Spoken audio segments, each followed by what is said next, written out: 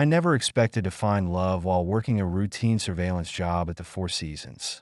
But that's exactly what happened on a rainy Seattle night in October. I was tracking another cheating spouse case, bread and butter work for a private investigator. After 15 years on the police force and 5 years running my own PI firm, I'd seen enough affairs to last several lifetimes. The client's wife claimed she was at a business conference with her boss. In reality, they were sharing room 742, and I had 2 hidden cameras ready to document their indiscretions. All I had to do was wait until morning to collect my evidence. I was nursing a scotch in the hotel bar, keeping to myself in a dimly lit corner booth. That's when she walked in, young, stunningly beautiful, but clearly out of place in her slightly too short dress and nervous demeanor. She scanned the room before approaching my table with practiced casualness that didn't quite mask her anxiety. "Would you like some company tonight?" Her voice trembled slightly despite her attempt to sound confident. I've been a cop long enough to spot someone attempting sex work for the first time. Before I could decline, the manager appeared. "Miss, that kind of solicitation isn't allowed here." I stood quickly. "There you are. You're 30 minutes late for our dinner meeting." The manager gave me a skeptical look, but walked away. I gestured for her to sit. "Thank you," she whispered, visibly shaking. "I'm Jack Morgan. Now, why don't you tell me your real name?" She hesitated. "Emma. Emma Chun. First time trying this?" She nodded, tears welling in her eyes. "I need money for my daughter's medical bills. I don't have insurance anymore since losing my job." My gut told me she was telling the truth. "How much were you planning to charge?" 300. It came out like a question. I pulled out 5 crisp $100 bills. "Here's 500. All I want is conversation." She stared at the money in disbelief. "What's the catch?" "No catch. I'm a private investigator, former cop. You seem like someone who needs help, not handcuffs." For the next hour, Emma's story poured out.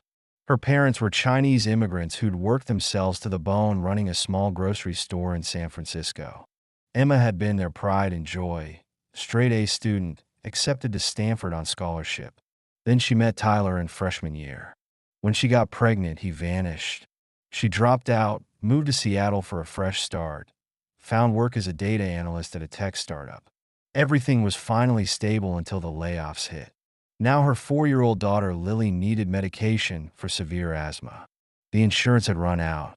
The medical bills were mounting. "I was desperate," Emma whispered. "I didn't know what else to do." "Do you have a pimp? Anyone forcing you into this?" She shook her head. "No, I Googled how to be an escort. Found some advice online. God, I sound so naive. You're lucky I found you first. This could have ended very badly." She wiped away tears. "I know, but Lily needs her medication. The hospital won't treat her without payment anymore." I pulled out my business card. "Come by my office tomorrow. My sister Kate runs the place. We need help with administrative work." "I can't accept charity." "It's not charity. It's a job offer. You said you did data analysis? We could use someone with those skills." For the first time that night, hope flickered in her eyes. "Really? Really? But first, let's get your daughter's medical situation sorted out." We spent the next hour making calls. I had contacts at Swedish Medical Center who owed me favors. By midnight, Lily had an appointment for the next day and a temporary prescription approval. When Emma finally left, she hugged me tightly. "Thank you. I don't know how to repay you. Just show up tomorrow at 9 a.m. And, Emma." She turned back. "Promise me you'll never try this again. You could have been killed tonight." She nodded, fresh tears spilling. "I promise." After she left, I sat there thinking about how many desperate people ended up making choices that could destroy their lives. I'd seen too many of them during my years on the force. Sometimes they just needed someone to offer another path. The next morning, Emma arrived precisely at 9 a.m. She looked completely different in business casual attire. Younger, more vulnerable. My sister Kate sized her up immediately. I'd warned Kate about Emma's situation, knowing my sister's sharp instincts about people. So you need an assistant who can handle data analysis and client files? Kate's tone was professional but warm. I have experience with Excel, SQL, and basic accounting software, Emma offered quietly. Perfect. When can you start? Emma's eyes widened. Really? Just like that. Just like that. My brother has good instincts about people, and we definitely need the help. I left them to handle paperwork and headed to my office. An hour later, Kate came in and closed the door. She's smart, really smart, but she's also terrified of everything. She's had it rough. No kidding. Jack, I knew that tone. What? Be careful. She's young, vulnerable, and clearly developing a crush on her white knight. Kate, I'm 14 years older than her, which makes you exactly her type if she's looking for security and stability. I'm just trying to help. Kate gave me her patented sure you look. Whatever you say, big brother. The next few weeks proved Kate right about Emma's intelligence. She reorganized our filing system, streamlined our client intake process, and created a database that actually made sense. She also brought a warmth to the office I hadn't realized was missing. Lily would sometimes visit after preschool. The little girl was a miniature version of her mother, bright, sweet, and completely enchanting. She'd sit at my desk, helping me work, which mostly meant drawing pictures and asking endless questions. I found myself looking forward to those visits more than I cared to admit. One morning, I arrived to find Emma's ancient Honda smoking in my parking spot. The car was clearly on its last legs. Emma, this isn't safe. You can't drive Lily around in this. I know, but I can't afford repairs right now. I made a call to my friend Ray at the Toyota dealership. Take her down there this afternoon. Tell him you work for me. Jack, I can't accept a car. It's a company lease. We need our employees to have reliable transportation. She started to protest again. I cut her off. Emma, think about Lily's safety. That did it. Ray called me later, laughing. She looked at the new Lexus SUV, exactly like yours, then picked the most practical compact car on the lot. Sounds like Emma. Said she wanted vinyl seats because kids spill things. And she asked for a built-in DVD player for Lily. How much did she spend? Half your max budget. Want to know the best part? She asked for blue because it's Lily's favorite color. I found myself smiling. Later that week, I was reviewing surveillance photos when Kate stormed in. We need to talk about Emma's background check. My stomach dropped. What did you find? She tossed a file on my desk. Remember that big sexual assault case against Richard Wallace last year? The tech CEO who got off scot-free. Yeah, the victim dropped charges suddenly. No. Kate nodded grimly. Emma was the victim. She was working at his company. That's the real reason she lost her job. Rage built in my chest. Wallace is Lily's father. DNA test results are in the file. Emma never told anyone. She was too afraid of him. I studied the photo of Richard Wallace receiving some humanitarian award. Kate, I need you to clear my schedule for tomorrow. Going to pay Wallace a visit? Something like that. Don't do anything stupid. Would I do that? Yes. That's why I'm coming with you. I looked at my sister. 5'0" of pure determination. She was right. I'd need her to keep me from doing something that would land me in jail. I spent that night reviewing everything we had on Wallace. By morning, I had a plan. It was time to make things right for Emma and Lily. Wallace's office occupied the top floor of a gleaming downtown Seattle tower. Kate and I arrived precisely at 9 a.m., dressed for business. His secretary tried to stop us. Mr. Wallace is preparing for the board meeting. I showed her my PI license. Tell him Jack Morgan needs 5 minutes. It concerns Emma Chun. The name worked like magic. Wallace appeared immediately, ushering us into his office. Tall, handsome, dressed in a suit that probably cost more than my monthly mortgage. Private investigators? I assume this is about that unfortunate misunderstanding last year. UNF. Fortunate misunderstanding. Kate's voice could have frozen Hal. I placed a folder on his desk. DNA results proving you're Lily Chin's biological father, plus evidence of corporate retaliation after the assault. His smug smile faltered. That case was dismissed because you threatened to destroy Emma's career. But you didn't count on her having friends now. Friends? Is that what you are? His sneer made my fist clench. Kate touched my arm, a warning. Here's the deal, I continued.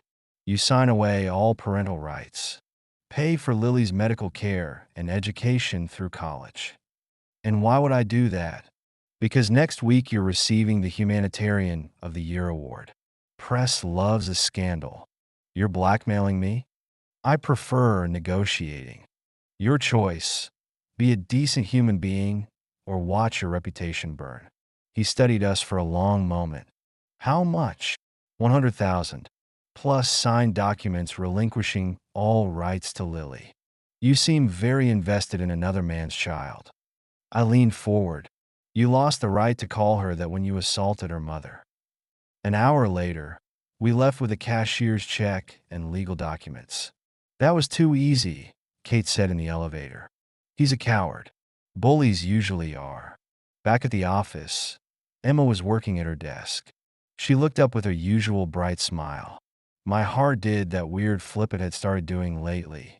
Emma, can we talk privately? In my office, I handed her the envelope. She read the documents slowly. How? How did you know? Background check. I'm sorry. We should have asked first. Tears spilled down her cheeks. He can't take her now? Ever. Never. The money's for Lily's future. She launched herself at me, sobbing. I held her, breathing in her subtle jasmine perfume. Thank you. Thank you for making us safe.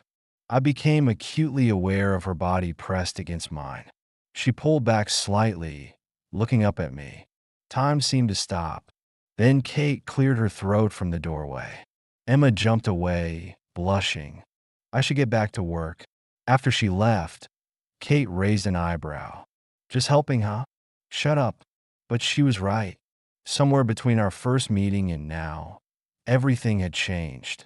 I found myself looking forward to seeing Emma each morning, making excuses to stop by her desk, living for Lily's afternoon visits. The three of us started having dinner together regularly. Family dinners, Lily called them. She'd insist on sitting between us, chattering about preschool. One night, over pizza and Disney movies, she fell asleep on my lap. Emma watched us with an unreadable expression. What? She's never trusted anyone like she trusts you. Smart kid. I'm very trustworthy. Emma smiled that smile that made my chest ache. Yes, you are.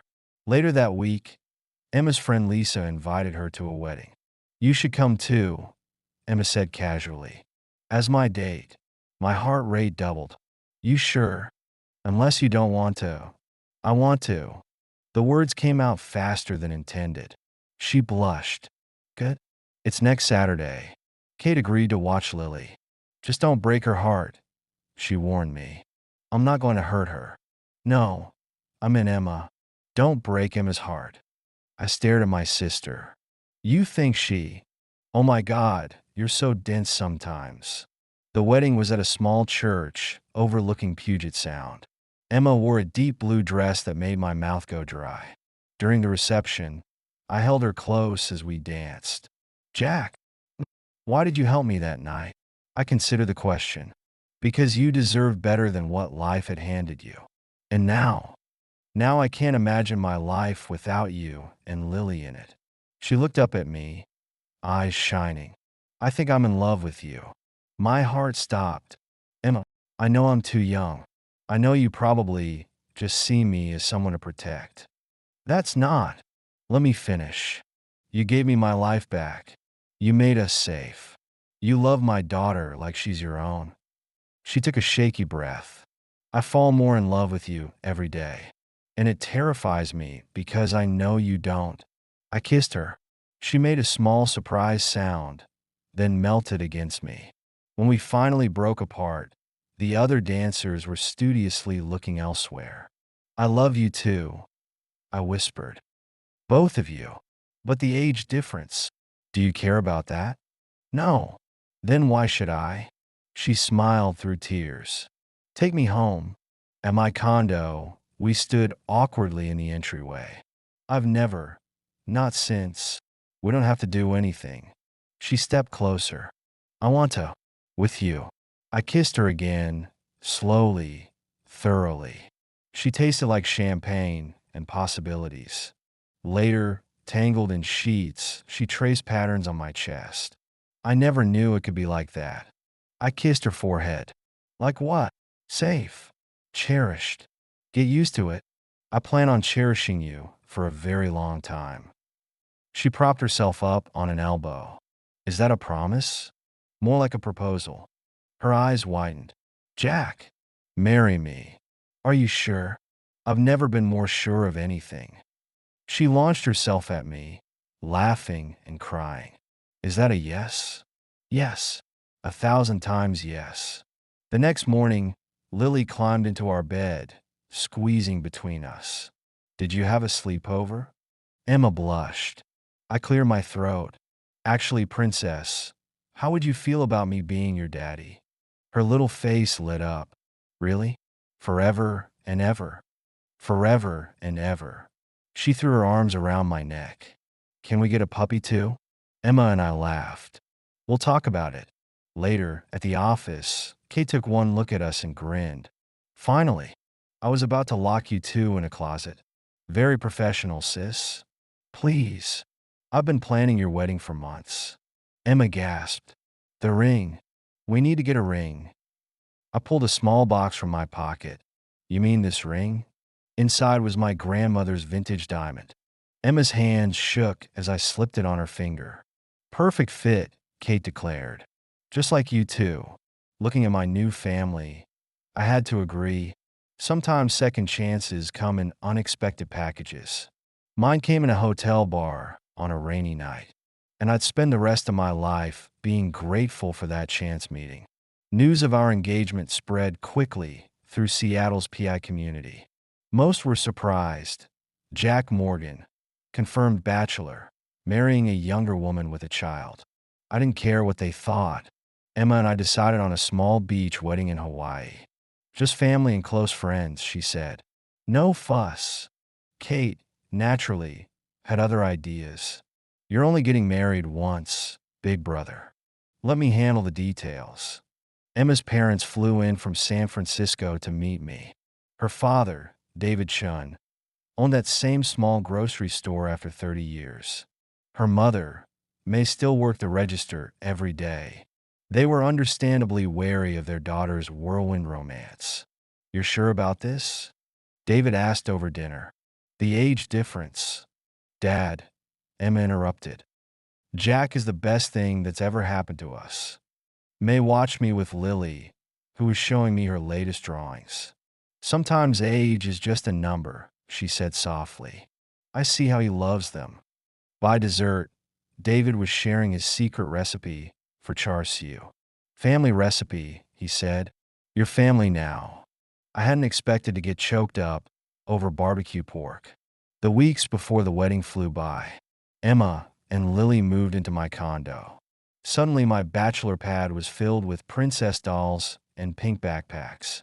The spare room became Lily's kingdom, painted sky blue, her current favorite color.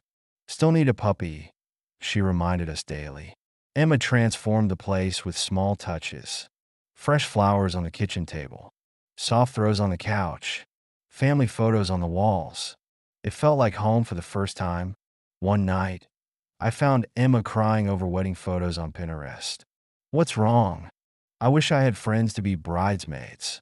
Moving so much as a child, then becoming a young single mom, she'd never formed deep friendships. The next day, Kate took charge. She recruited Lisa from the wedding where we got engaged. Found 2 other young moms from Lily's preschool who Emma had befriended. There, instant bridal party. Emma hugged her, crying again. You're the best sister I never had. Just making it official, Kate winked. The morning of the wedding dawned perfect on Maui's Kaanapali beach. I stood under the flower arch, watching the waves. Kate adjusted my tie for the 100th time. Nervous, terrified. Good. Means you know how important this is. The music started. Lily came down the aisle first, taking her flower girl duties very seriously. Then Emma appeared with her father. She wore a simple white dress that floated in the ocean breeze. My heart stopped. She was so beautiful it hurt to look at her. When she reached me, her eyes were bright with tears. "Hi," she whispered. "Hi yourself." The ceremony passed in a blur. I only remember her hands in mine, the way she smiled through her vows. Lily hugging us both after we kissed. At the reception, David gave a toast that had everyone crying. When Emma first told us about Jack, we worried. But then we met him. He turned to me. "You didn't just save our daughter. You gave her back her dreams." Kate's toast was typically direct. Anyone who knows my brother knows he doesn't do anything halfway. She smiled at Emma. When he loves completely. You and Lily are stuck with him now. Emma squeezed my hand. Good. Later, we danced under the stars. Happy? I asked. Perfect, she sighed. Though Lily's still campaigning for that puppy. About that, I nodded to Kate, who led Lily to us. Close your eyes, princess. When she opened them, Kate held a golden retriever puppy with a white bow. Lily's shriek of joy probably scared half the beach. Really? Really, really?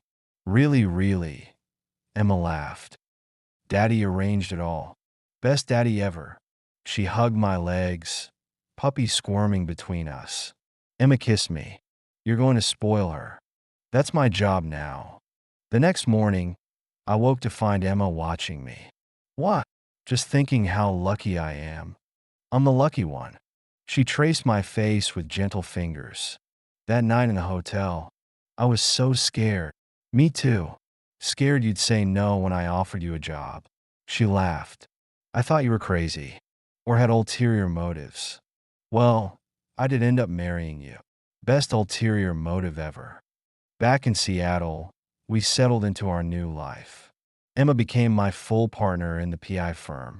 Turned out she had a natural talent for investigation. Her tech skills revolutionized how we handle cases. Lily started kindergarten, thriving with stability and love. The puppy, named Detective, grew into a gentle giant. We bought a house near the water. Emma planted a garden. I built Lily a treehouse. Sometimes at night, I watched them sleep. My beautiful wife, our precious daughter, even the snoring dog.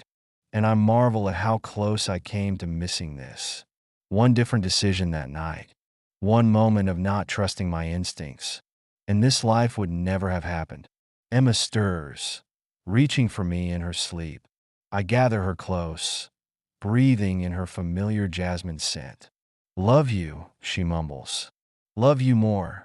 She smiles without opening her eyes. Not possible. And she's right. It's not possible to love them more than I do right now. My unexpected family. My second chance at happiness. My perfect life that started on a rainy night in Seattle. When I chose to help instead of walk away. When Emma chose to trust instead of run. When love chose us. Detective whines softly, pawing at the door. Time for his evening walk. Just another normal moment in this extraordinary life. And I wouldn't have it any other way.